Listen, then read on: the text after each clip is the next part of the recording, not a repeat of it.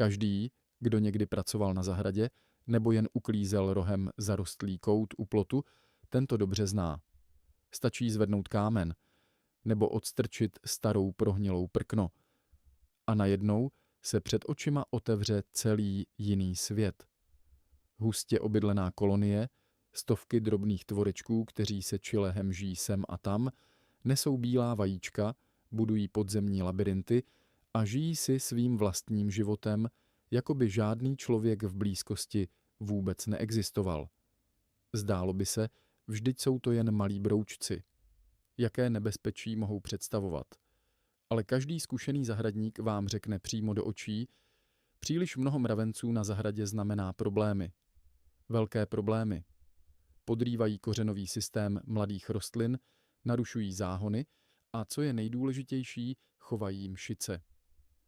Ano, právě mravenci jsou považováni za hlavní ochránce mšic na celé zahradě. Doslova je pasou jako domácí dobytek, chrání je před ostatním hmyzem a přenášejí je z větvičky na větvičku. Boj s mravenci tedy není jen otázka pořádku na záhonech, je to naléhavá potřeba pro zdraví celé zahrady. Přihlaste se k odběru kanálu Tajemství zahrady a dejte tomuto videu palec nahoru. Pro nás je to obrovská motivace pokračovat a přinášet vám nové tipy. A tady přichází ten největší problém. Jakmile zahradník zaslechne slovo škůdci, okamžitě se mu vybaví obrazy z přepisu postřikování. Aerosoly s chemikáliemi, štiplavý zápach, bílý povlak na listech, obavy o budoucí úrodu a zdraví celé rodiny. Mnoho lidí proto jen mávne rukou a říká si, ať si žijí, jen ať se netahám s chemií. Jenže existuje způsob mnohem jednodušší, levnější a naprosto bezpečný. Žádná chemie, žádné jedy, žádné toxické přípravky, jen obyčejné věci z každé domácnosti a trocha trpělivosti. Hlavním hrdinou tohoto příběhu je obyčejná plastová láhev, přesně ta, která stojí pod dřezem nebo leží někde na balkoně. Její velikost vůbec nezáleží. Hodí se malá půllitrová, litrová, ba i dvoulitrová. Důležité je jen to, aby byla nepoškozená a bez prasklin. Pro tento případ si zahradník vybral pohodlnou půllitrovou láhev. Přesně to, co potřeboval. A teď si řekneme, co s ní udělat. Vezme se fix, pokud ho máte po ruce. Pokud ne, nevadí, dá se to i od oka. Úkolem je vyříznout do láhve dlouhý a úzký otvor. Ne kulatý, ne čtvercový, ale právě podlouhlý, začínající téměř od samého dna a sahající skoro až k hrdlu. Šířka tohoto zářezu by měla být přibližně 1,5 centimetru. Pokud máte fix, je pohodlnější nejdřív nakreslit čáru a pak podle ní řezat, výsledek vyjde úhledněji. Vezme se nůžky nebo ostrý nůž a opatrně se vystřihne označený proužek. Tady je na místě malá odbočka. Někteří kutilové dělají podobné pasti jinak. Odříznou hrdlo láhve nebo vystřihnou malé čtvercové okénko rozměru 1,5 centimetru na 1,5 centimetru. Rozdíl se zdá nepatrný, ale právě dlouhý a úzký zářez dává výrazně lepší výsledky. Důvod je prostý. Příliš širokým otvorem mravenci nejen vcházejí, ale i snadno vycházejí. Naproti tomu dlouhým a úzkým otvorem rádi vstupují, ale dostat se zpátky ven je pro ně mnohem obtížnější. Navíc takovým otvorem může najednou vstoupit daleko více hmyzu, což znamená rychlejší a výraznější výsledek. Po přípravě otvoru přichází asi ta nejpříjemnější část, příprava návnady. A sem není potřeba nikam jezdit ani utrácet peníze, stačí sáhnout do vlastní spíže. Džem. Hustý, sladký, s intenzivní vůní. To je ideální návnada pro mravence. Někteří doporučují med a ten funguje také, ale proč plýtvat drahým produktem, když v dosahu stojí sklenice džemu z loňského roku? Mravenci neznají ceny. Zajímá je výhradně vůně cukru. Vezme se džem a přes vystřižený otvor se rovnoměrně rozetře tenkou vrstvičkou po vnitřním povrchu dna láhve, klidně a bez spěchu. Není nutné vylévat celou sklenici, 2, maximálně 3 mm bohatě stačí. Cílem není nakrmit mravence, ale navábit je dovnitř a spolehlivě zadržet. Hustý džem se na to hodí dokonale. Pomalu steká, rychle neschne, přilípne se k nožičkám hmyzu a nenechá ho uniknout. A ještě jeden malý, ale velmi užitečný trik. Jakmile je džem uvnitř nanesený, provede se tenká linie z džemu přímo k okraji otvoru zvenku, jako by ukazovalo šipku pro mravence. Když uvidí tuto sladkou stopu, poběží po ní rovnou do pasti bez jediného zaváhání. Tento prostý úkon výrazně urychlí celý proces. Past je hotová, teď ji bude třeba správně umístit. Vezme se láhev a jde se tam, kde mravence viděl zahradník nejčastěji, tam, kde pod kameny nebo prkny jsou vidět jejich skupinky a bílá vajíčka. Na místě se udělá malé důlkování v zemi, aby láhev stála stabilně a nepohodilo ji vítr. Past se postaví zářezem dolů, aby vůně džemu vycházela přímo k povrchu země. A tady jedna z nejdůležitějších rad celého příběhu. Pokud při přípravě místa narazíte na mravenčí vajíčka, neodsouvejte je stranou, opatrně je přeneste přímo do pasti. Proč? Protože mravenci nikdy neopustí své potomstvo. Vrátí se pro vajíčka za každých okolností a okamžitě se ocitnou uvnitř pasti. To výrazně zvyšuje počet chycených tvorů už v prvních hodinách. Láhev se postaví a lehce obsype zeminou po bocích pro lepší stabilitu a shora ji lze přitisknout malým kamenem. Past je připravena k akci. A pak začíná to nejzajímavější pozorování. Mravenci velmi rychle zachytí vůni cukru, už po několika minutách se první průzkumníci začnou objevovat u okraje otvoru a pak zmizí uvnitř. Za průzkumníky přijdou dělnice a pak se spustí úžasný přirozený instinkt. Čím více mravenců se ocitne v pasti, tím aktivněji se jejich kamarádi venku snaží dostat se k nim. Myslí si, že tam je jídlo, že tam je potřeba pomoc a stále nové jedinci míří k láhvi. Je to jakási řetězová reakce, kterou mravenci sami spouštějí proti sobě. Příroda zařídila, že jejich největší síla, kolektivní instinkt, se v tomto případě obrací právě proti nim. Uprostřed noci je láhev už plná pohybu. Za svítání ten pohyb utichá. Hustý džem udělal své, stovky hmyzů se ocitly v pasti z jednoduché plastové konstrukce, vyrobené za 1/4 hodiny z materiálů z domácnosti.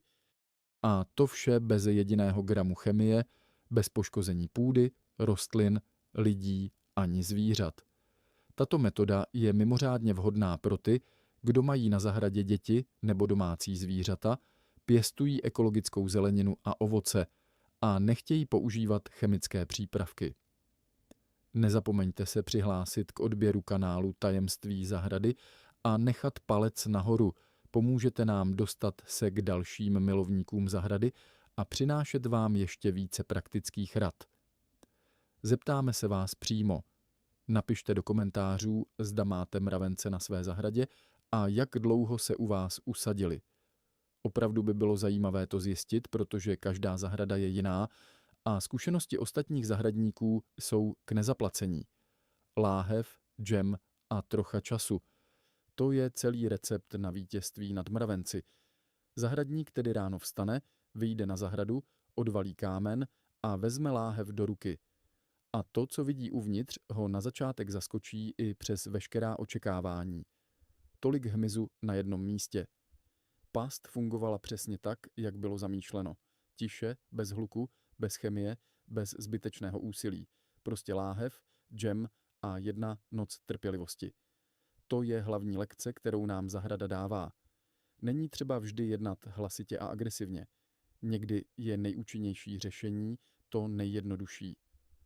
Pochopit, jak nepřítel funguje, využít jeho vlastní instinkty proti němu a vítězství přijde samo.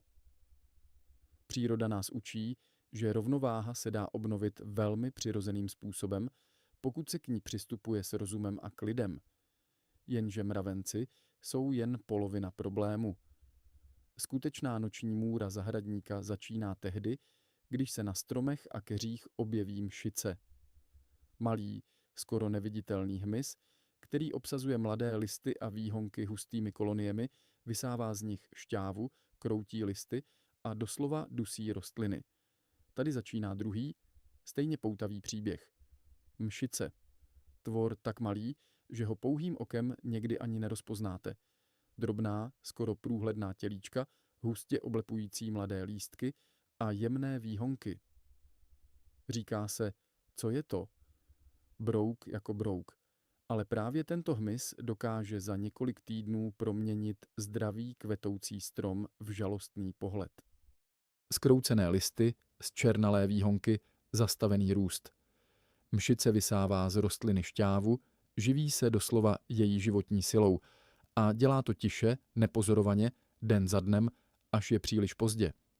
Zvláštní roli v celém tomto příběhu hrají právě ti samí mravenci, o nichž jsme mluvili v první části. Mezi nimi a mšicemi existuje jakési spojenectví, výhodné pro obě strany. Mšice vylučuje sladkou, lepkavou tekutinu zvanou medovice, které mravenci zbožňují. Výměnou chrání mšice před nepřáteli, zahánějí slunéčka a ostatní hmyz, který by mohl kolonii zmenšit. Navíc mravenci sami přenášejí mšice z větvičky na větvičku, ze stromu na strom a šíří tak napadení po celé zahradě. Právě proto je boj s mravenci a boj s mšicemi v podstatě jedno a totéž úkol. Porazíš jedny, snadněji se vypořádáš s druhými. Před zahradníkem tedy stojí třešeň. Strom mladý, silný, s pěknou korunou, ale právě na něm byly mšice objeveny.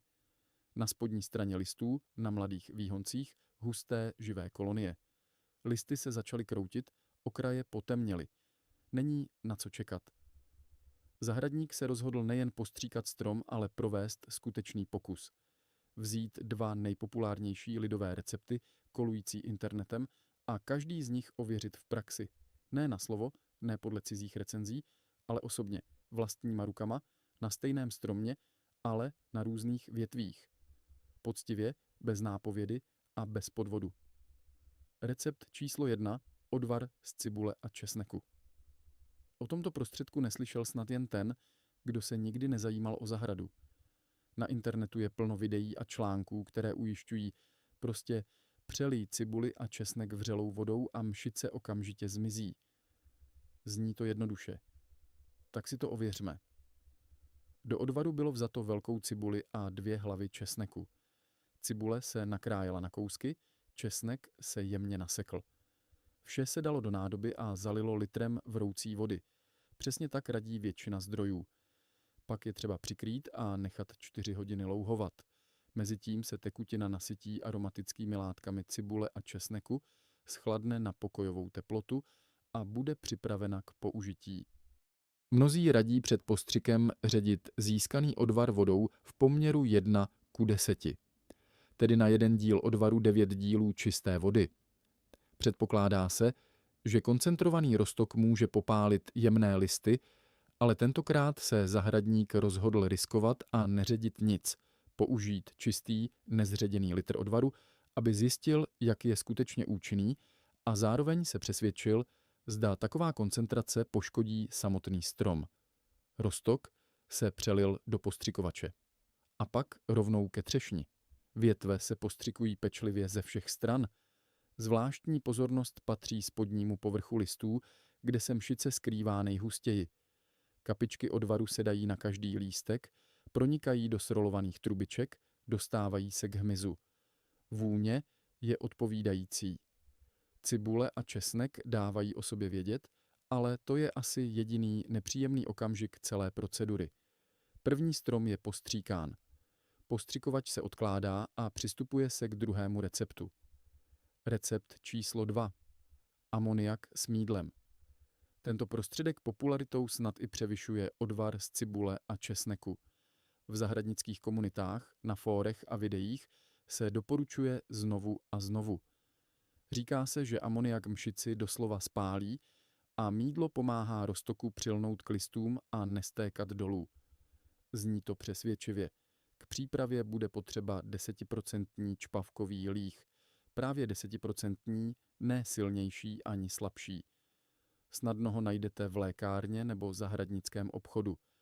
Na 10 litrů vody se obvykle berou 2 lžíce amoniaku. Protože je potřeba menšího množství roztoku, připravuje se na 5 litrů, tedy 1 polévková lžíce čpavkového lihu. Teď mýdlo. Tady je důležitý detail, o kterém ne všichni vědí. Zkušení zahradníci nedoporučují používat obyčejné šedé mýdlo ani mycí prostředek na nádobí. Nejlepší volbou je speciální mýdlo pro rostliny, dostupné v zahradnických centrech a obchodech pro pěstitele. Je vytvořeno právě pro tyto účely a neobsahuje agresivní přísady, které by mohly poškodit listy. Vezme se polévková lžíce takového mýdla, je husté, tmavohnědé a přidá se do 5 litrů vody spolu s amoniakem. Roztok se důkladně promíchá, měl by být homogenní, mírně zakalený, žádná pěna, žádné hrudky. Vše je připraveno. Přelije se do postřikovače a jde se ke třešni. Tentokrát se postřikují jiné větve, ty, kterých se nedotkl odvar z cibule a česneku. To je pro poctivost pokusu důležité. Každý prostředek působí na svém území bez míchání. Postřik byl proveden stejně pečlivě jako poprvé. Listy pokryty roztokem ze všech stran, amoniak cítit ve vzduchu. Ostrý, charakteristický zápach, strom plně postříkán. Teď zbývá jen čekat. Uplynou 2 hodiny. Přesně tolik se doporučuje vyčkat před hodnocením výsledku. Zahradník se vrátí ke třešni a v první řadě se podívá na větve postříkané odvarem z cibule a česneku. Pohled je působivý. Většina mšic nevykazuje žádné známky života. Hmyz stmavel, vyschl, zcvrkl se. Kolonie, které ještě před několika hodinami hemžily živými jedinci, teď vypadají úplně jinak. Živých, pohybujících se hmyzů zbylo doslova pár kusů, nejvýše 1 až 2 %. 90 a ještě víc procent mšic bylo zlikvidováno. Co je obzvláště potěšující, listy vypadají dobře. Žádné popáleniny, žádné skvrny. Přestože byl odvar nanesen bez ředění, rostlina neutrpěla. Čerstvé, čisté, živé listy, to je vynikající výsledek. Cibule a česnek, 2 nejjednodušší a nejdostupnější produkty z každé kuchyně, obstály znamenitě. Žádné náklady, žádné škody a přitom skoro úplné zničení škůdce za 2 hodiny. Přechází se teď k větvím postříkaným amoniakovým roztokem. Výsledek je také celkem dobrý. Mšice jsou v podobném stavu, většina jedinců je už neaktivní, kolonie rozptýleny. Z hlediska účinnosti oba prostředky vykázaly skoro totožný výsledek, ale je tu jedno důležité ale. Po postřiku roztokem amoniak a mýdlo se listy třešně staly výrazně lepkavé. Nepříjemný, mazlavý povlak pokryl povrch listových čepelí. Samozřejmě lze počítat s tím, že nejbližší déšť to smije, ale dokud déšť nepřichází, strom vypadá trochu smutně. Zdá se, že takový povlak ucpává pory listu a brání normální výměně plynů. Možná to není kritické, ale pocit zůstává dost nepříjemný. Naproti tomu větve po odvaru z cibule a česneku vypadají čerstvě a čistě, jako by vůbec žádné ošetření neproběhlo, jen mšice zmizela. Závěr se nabízí sám. Oba recepty fungují, oba dávají dobrý výsledek v boji s mšicí. A oba jsou dostupné každému. Není třeba jezdit do specializovaného obchodu ani utrácet velké peníze. Pokud si ale máme vybrat, odvar z cibule a česneku vítězí ve všech faktorech dohromady. Je levnější, jednodušší na přípravu, bezpečnější pro listy a nezanechává lepkavý povlak. Přitom z hlediska účinnosti se amoniakového roztoku v ničem nezadá. Tyto 2 jednoduché pokusy s pastí na mravence a s lidovými prostředky na mšice ukazují jednu důležitou věc. Příroda nám dala dostatek nástrojů k ochraně zahrady. Je jen třeba vědět, jak je použít. Žádná chemie, žádné komplikace. Jen pozornost, trpělivost a trocha důvtipu. Noc na zahradě je zvláštní čas. Když lidé spí, když každodenní són utichá a vzduch se naplní vůní vlhké země a bylin, v malém světě pod nohama se život nezastavuje ani na chvíli. Mravenci pracují ve tmě stejně pilně jako ve dne. Nosí, staví, hlídají, hledají potravu. A právě v noci past, starostlivě umístěná u mraveniště večer, začíná svou skutečnou práci.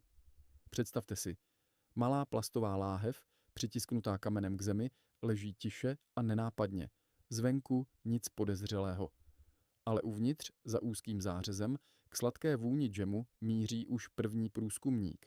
Nalezne otvor, vklouzne dovnitř, dostane se k návnadě a pak se jeho nožičky začnou borit do husté, mazlavé hmoty.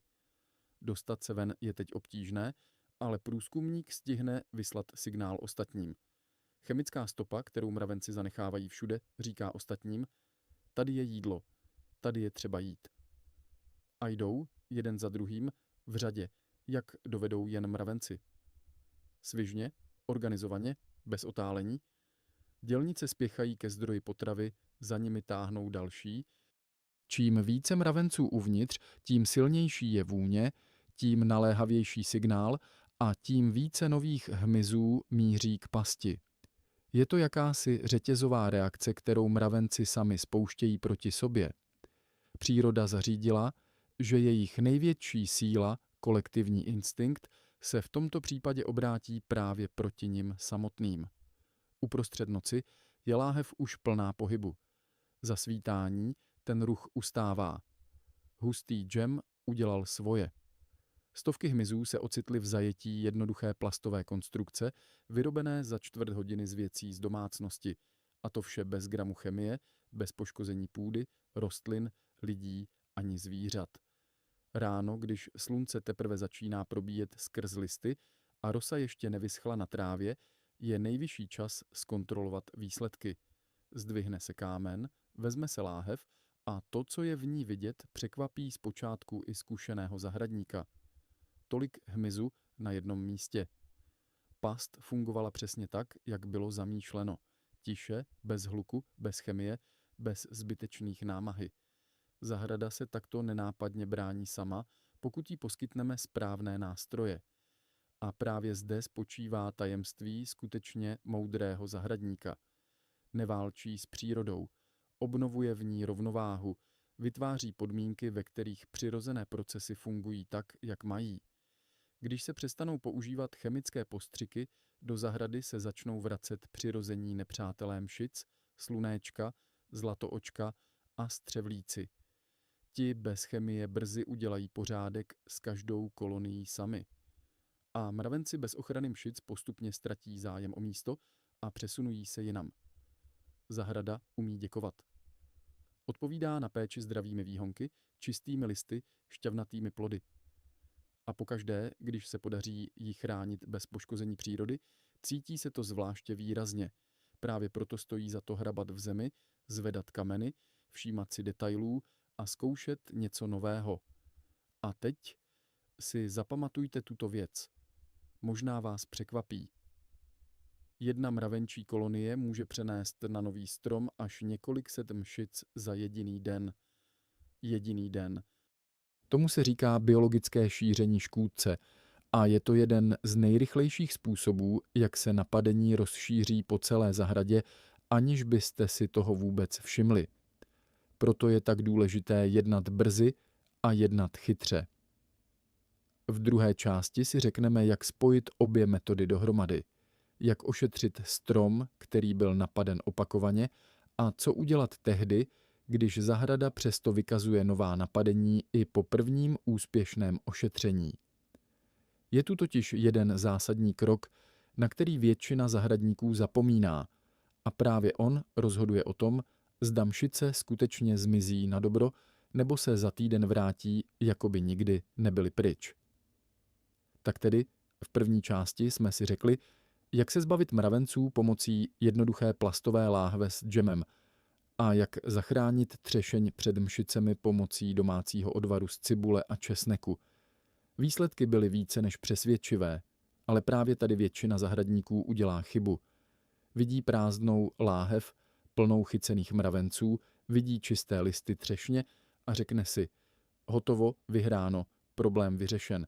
Jenže to je přesně ten okamžik, kdy je potřeba nespomalit, ale naopak přidat. protože zahrada nezná přestávky a škůdci také ne. Přihlaste se teď k odběru kanálu Tajemství zahrady a dejte palec nahoru právě teď, dříve, než budete číst dál. Pomůžete nám dostat se k dalším lidem, kteří milují zahradu stejně jako vy, a my vám za to přineseme ještě více konkrétních a ověřených rad. Vraťme se tedy ke klíčovému okamžiku. Zahradník ráno přišel ke třešni, prohlédl větve a spokojil se s tím, co viděl. Mšice byly z velké části pryč, ale on zapomněl na jednu zásadní věc. Nezastavil mravence.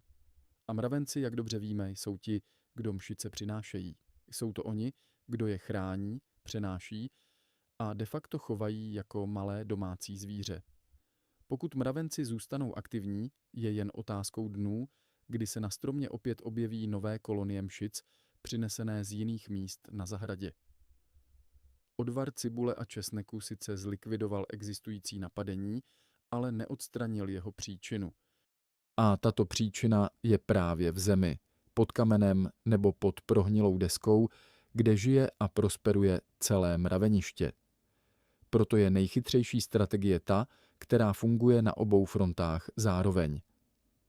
Večer se postaví past z plastové láhve a ráno nebo večer následujícího dne se ošetří strom odvarem. Mravenci bez kolonií mšic ztrácejí hlavní zdroj potravy a postupně opouštějí místo. Mšice bez ochrany mravenců se stávají bezbrané vůči přirozeným nepřátelům, slunéčkům sedmitečným, zlatoočkám a střevlíkům, kteří ochotně osídlují zahradu, jakmile se přestane používat chemie. Tato symbióza přirozených procesů je to, co zkušený zahradník nazývá obnovením rovnováhy. Nestříká vše a všude. Cíleně odstraňuje škůdce a pak nechá přírodu dokončit práci. Ale pojďme si říct víc o tom, co se děje, když zahradník druhý den po prvním ošetření znovu přijde ke třešni. Listy, které ještě předchozího dne byly zkroucené a pokryté temnými koloniemi mšic, se začínají pozvolna narovnávat. Ty nemnohé hmyzy, které den předtím ještě dávaly známky života, jsou ráno nehybné. Strom jakoby si oddychl. Na větvích postříkaných odvarem z cibule a česneku listy vypadají zvláště dobře, čisté, živé, bez stopy popálenin nebo stresu. Zelená barva sytá, zdravá. Přesně tak by měl vypadat list stromu, který dostal pomoc včas. Větve ošetřené amoniakovým roztokem vykázaly také dobrý výsledek z hlediska likvidace mšice, ale lepkavost listů neustoupila. Déšť v noci nepřišel a mazlavý povlak po mýdle zůstával na povrchu. Nikoliv kriticky, ale nepříjemně. A právě tento detail odhaluje důležitý princip, který platí v celé zahradě. Čím jednodušší prostředek, tím méně vedlejších efektů. Odvar z cibule a česneku je jednoduchý. Je to v podstatě čaj z kuchyňské spíže. Nezanechává žádný cizí povlak, nemění strukturu povrchu listu a po vyschnutí je rostlina opět přesně taková, jaká má být, jen bez škůdce. Česnekové aroma je přitom pro hmyz skutečně nesnesitelné. Vědecky vzato obsahuje syrné sloučeniny, které dráždí receptory hmyzu a způsobují dezorientaci. Mšice, která přežila první postřik, se přestane živit, stane se zmatená a brzy odumře nebo z listu spadne. Cibule tento efekt ještě zesiluje vlastními fytoncidy, těkavými látkami s přirozeným insekticidním účinkem. Kombinace obou složek v jednom odvaru tedy není náhoda. Je to prověřená generacemi zahradníků po celé Evropě, metoda, která funguje prostě proto, že vychází z chemie samotné přírody. Tady je ovšem jedna věc, na kterou se zapomíná. Odvar není zázračný elixír na jedno použití. Pokud jsou v okolí stromů stále aktivní mravenci, kteří přinášejí nové mšice, bude třeba postřik zopakovat. Většinou stačí 2x až 3x v intervalech 5 až 7 dnů. Po třetím ošetření bývá situace zpravidla pod kontrolou, zejména tehdy, pokud byla zároveň odstraněna mraveniště pomocí pastí. Zahradník by si tuto kombinaci měl zapamatovat jako základní pravidlo sezóny. Past na mravence v zemi a odvar na strom. Obojí najednou, ne jedno po druhém. Nyní ale k dalšímu, co mnohé překvapí. Mravenci nejsou jen pasivní přenašeči mšic, jsou aktivní strážci. Pokud zahradník přijde ke stromu bez pasti a pokusí se jen postříkat větve, mravenci, kteří po kmeni šplhají nahoru a dolů, budou okamžitě evakuovat zbývající mšice na nová místa. Za jediné hodiny přesunou stovky jedinců na výhonky, které ještě nebyly ošetřeny.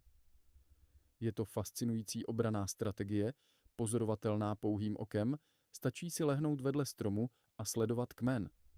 Proud mravenců nikdy nespí. A každý druhý nebo třetí jde nahoru s mšicí v tlamce nebo ji táhne. Tato podívaná je zároveň krásná i znepokojující příroda ve svém nejryzejším výrazu. Právě proto existuje ještě jeden trik, o kterém se mluví méně, ale zkušení zahradníci ho znají velmi dobře. Jde o takzvaný lepivý pás na kmeni stromu.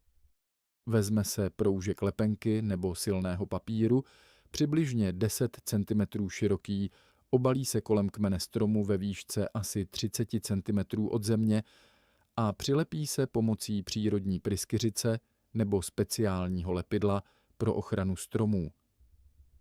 Mravenci, kteří šplhají po kmeni nahoru, se na tomto pásu zastaví.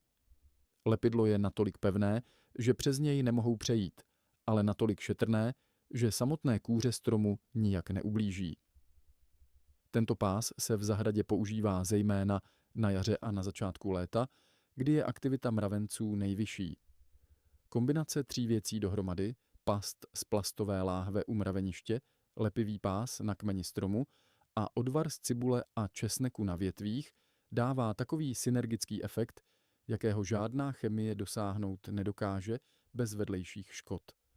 Mravenci jsou lapeni v zemi, ti, co unikli, nemohou na strom vylézt a mšice, které na stromě zůstaly, jsou zlikvidovány odvarem.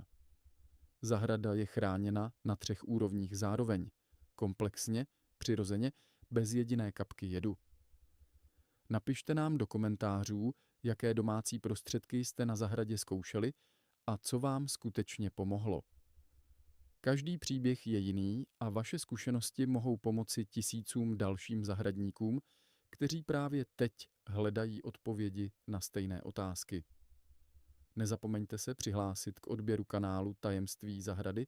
Pokud jste to ještě neudělali, každý nový odběratel nám pomáhá tvořit víc takových videí. Dejte palec nahoru a my se ozveme s dalšími tipy. Vraťme se teď k celé historii od začátku a podívejme se na ní z jiného úhlu pohledu. Zahrada není bojiště. Je to živý systém, který má svá vlastní pravidla a svou vlastní logiku. Škůdci nejsou náhodní vetřelci, jsou součástí tohoto systému, jen v momentě přemnožení způsobují nerovnováhu. Úkolem zahradníka není vyhladit vše, co se pohybuje, ale obnovit tuto rovnováhu. A to je přesně to, co ukázaly oba pokusy. Past na mravence nelikviduje celou kolonii do posledního jedince. Odebírá takový počet, aby kolonie přestala být agresivní a expanzivní. Odvar nespálí strom. Zlikviduje škůdce a nechá rostlinu dál žít a dýchat. Je tady ještě jedna věc, o které se mluví málo, ale která je pro dlouhodobé zdraví zahrady klíčová. Přirození nepřátelé mšic. Slunéčko sedmitečné, ten malý červený brouk s černými tečkami, symbol štěstí v lidové tradici, je ve skutečnosti nemilosrdný predátor mšic. Jedna dospělá samička slunéčka sežere za svůj život až 100 000 mšic. Jedna. A její larvy jsou ještě hladovější než dospělec. Zlatoočka, ten průhledně křídlatý hmyz s velikýma zelenýma očima, klade vajíčka přímo do kolonií mšic a její larvy je decimují se systématičností, které by závidět každý zahradní chemický přípravek. Jenže tito přirození spojenci zahradníka nemají rádi chemii. Insekticidy je zabíjejí stejně jako mšice. A tak se stává, že zahradník, který každý rok postřikuje zahradu chemickými přípravky, de facto ničí svou vlastní armádu. Zbavuje se svých nejlepších spojenců. A pak se diví, proč mšice každé jaro přicházejí v čím dál větším počtu. Odpověď je jednoduchá, protože jejich přirození nepřátelé zmizeli. Zahrada bez chemie, ošetřovaná přírodními metodami, si brzy vybuduje vlastní obranný systém. Slunéčka se vrátí, zlatoočky přiletí, střevlíci obsadí záhony. A zahradník bude stát a sledovat, jak příroda dělá práci, za kterou by jinak platil stovky korun ročně za postřiky. Tento efekt se neprojeví hned. První rok bude stále třeba pomáhat odvarem a pastmi, druhý rok bude situace lepší. Třetí rok se zahradník možná poprvé podívá na třešeň v červnu a nevidí jedinou mšici, protože slunéčka přišla dříve. To je cíl, nie rychlé vítězství, ale trvalá rovnováha. A to je to, co odlišuje dobrého zahradníka od průměrného. Ale teď konkrétně, jak postupovat, pokud přijdete na zahradu a zjistíte, že mšice napadly více stromů nebo keřů zároveň. To je situace, která nastane dříve nebo později u každého. Napadená třešeň, rybíz, mladá jablůňka nebo švestka. Co dělat, aby ošetření bylo efektivní a nezabralo celý den? Zkušený zahradník postupuje systematicky od nejhoršího k méně horšímu. Nejprve se provede průzkum, procházka kolem každého stromu a keře, pohled na spodní stranu listů, kontrola mladých výhonků, pozornost věnovaná zkrouceným listům a lepkavým stopám medovice. Jakmile je situace zmapována, připraví se větší množství odvaru. Na 5 litrů vody se vezme 5 cibulí a 2 celé hlavy česneku. Postup je stejný jako v případě menšího množství. Nakrájet, zalít vřelou vodou, přikrýt a nechat 4 hodiny louhovat, pak přecedit. Takového množství stačí na ošetření 3 až 4 středně velkých stromů nebo 6 až 8 keřů. Postřik se provádí vždy brzy ráno nebo pozdě odpoledne, nikdy v poledním vedru. V přímém slunci se tekutina rychle vypaří a nestihne na hmyz zapůsobit. Navíc za horkého počasí hrozí na citlivých listech přehřátí tam, kde ulpěly kapičky kapaliny. Ještě jedna věc, na kterou se zapomíná. Při postřiku je důležité opracovat strom ze spodu nahoru, ne naopak. Mnozí začínají od vrcholu a pracují dolů, jenže pak spodní větve nedostanou dostatek přípravku a právě tam, ve spodní části koruny, se mšice skrývají nejhustěji. Správný postup je začít od spodních větví, přejít na střední patro a skončit nahoře. Každá větev se ošetří ze 2 stran. Zvláštní pozornost se věnuje místům, kde se větve zbíhají a kde jsou výhonky nejtenčí, tam se mšice usazují nejraději, protože kůra je tam nejjemnější a míza nejsladší. Pokud jsou listy tak silně zkroucené, že odvar nemůže proniknout dovnitř, lze je opatrně rozevřít prsty a přímočaře postříkat přípravkem do středu rulonu. Toto mechanické rozevření listu zároveň naruší přirozený úkryt mšic a oslabí kolonii ještě před samotným chemickým efektem odvaru. Není to příjemná práce, prsty se zlepí od medovice a bude smrdět cibulí, ale výsledek stojí za to. Po 2 hodinách jsou listy zkroucené méně, podni se začínají narovnávat a po 3 dnech se strom vrací k normálnímu vzhledu. Velký otazník, který si klade každý zahradník, je tento. Kdy je vůbec nejlepší čas začít s ošetřením? A odpověď je překvapivě jednoduchá. Dříve, než si problém vůbec všimnete. Preventivní ošetření. Česnekový odvar, připravený z pouhých 2 hlav česneku na litr vody a nechán přes noc louhovat za studena, se může používat jako preventivní postřik od 1. května jednou za 2 týdny. Toto preventivní ošetření nevytváří žádný viditelný povlak, nechá se rychle a neohrozí ani nejcitlivější listnatý strom. Ale mšice, která se přiblíží k takto ošetřenému stromu, zachytí zápach česneku, dezorientuje se a odletí jinam. Jednoduché a geniální. Totéž platí pro mravence. Prevence je vždy levnější než léčba. Plastová láhev s džemem postavená na začátku dubna, ještě předtím, než se mraveniště aktivizují naplno, odebere první průzkumnické kolony, které teprve mapují terén. Pokud zahradník zachytí tuto první vlnu, mraveniště u jeho záhonů se nevytvoří vůbec nebo zůstane malé a neagresivní. Tahle zásada, jednat brzy a preventivně, je to, co odlišuje zahradu bez problémů od zahrady, která je každé léto v trvalé válce se škůdci. A co dělat s chycenou pastí? Ráno zahradník vezme plnou láhev, uzavře ji zbytkem plastové fólie nebo ji přidrží prstem a odnese ji co nejdál od zahrady nebo rovnou zakope do kompostu. Mravenci jsou totiž výborným kompostovým urychlovačem, takže ani takto skončit nemusí zbytečně. Pak se na stejné místo postaví nová past. Postup se opakuje každý den po dobu 1 až 2 týdnů. Po této době se aktivita mraveniště výrazně sníží a zahradník může přejít na týdenní interval. Ještě jedna metoda, která perfektně doplňuje celý systém, je přirozená biologická ochrana pomocí rostlin. Mravenci velmi nesnášejí určité vůně. Máta peprná vysazená podél záhonů působí jako přirozená bariéra. Mravenci se jí vyhýbají.